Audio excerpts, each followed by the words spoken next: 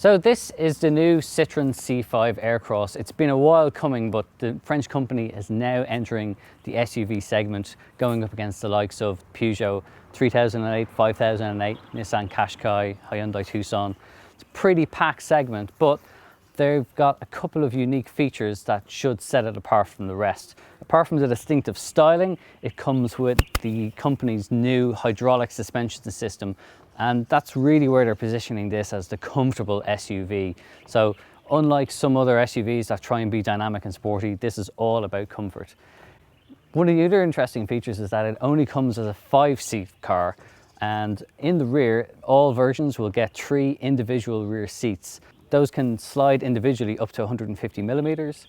And for those with a young family, there's 3 ISOFIX points, 1 in the front and 2 in the rear. So it gets a real chunky looking styling to it, a bit like what we've seen on the C3 Aircross. And there's 230 millimeters of ground clearance. So if you are going to venture on some rough roads, it should be fine. With Citroën only offering this as a 5-seater, it means that it has more boot space than many of its rivals. That makes it a lot more practical, especially for those with families. Boot space is 580 litres, and because you can slide those rear seats forward by up to 150 millimeters, that can increase to a total of 720 litres of boot space.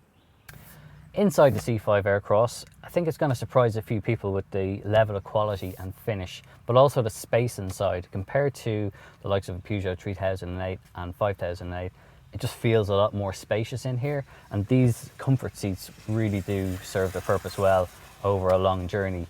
Certainly not going to have an achy back anytime soon. As for what you get inside, you get a multifunction steering wheel here. It's kind of a square design. It's quite nice to use, it's the right size, and most versions will get this 12.3-inch digital instrument cluster. All models will also get an 8-inch touchscreen, and that includes full smartphone integration for Android Auto and Apple CarPlay. Speaking of mobiles, there's also wireless charging available, meaning you can wirelessly charge your smartphone device on the move. There's lots of storage in the car as well.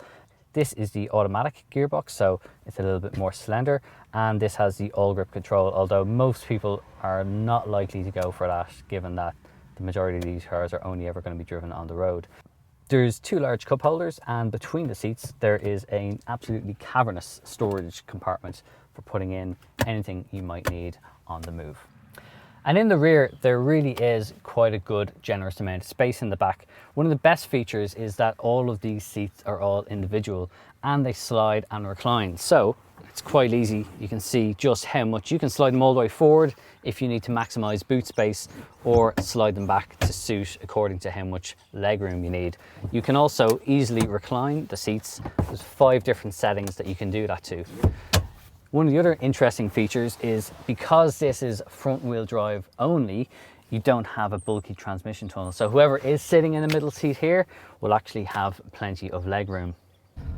Really, one of the first things you notice about driving the C5 Aircross is how well the progressive hydraulic cushion suspension works. It does definitely soften things up, but it's not really squishy, so you're not going to feel like the car is rolling around in the corners. We haven't had a chance to drive the manual, only the automatic transmission, and that actually works very well. It's quite refined, and the shifts work extremely well. In addition to that good ride quality, the handling is actually quite sharp too. As I said, it doesn't roll around much in the corners, and the steering, although it is light, it's very easy to place the car on the road, making it very accurate to drive. Certainly over a long distance, this feels like, along with these ergonomic seats, certainly feels like it's going to be a comfortable car to cover a lot of distance in. So if you want to know more about the Citroën C5 Aircross, and indeed any of the other rivals, head over to CompleteCar.ie. So that's our first look at Citroën's new C5 Aircross, but we want to know what you think, so let us know in the comments section below, and remember to like and subscribe to the Complete Car YouTube channel.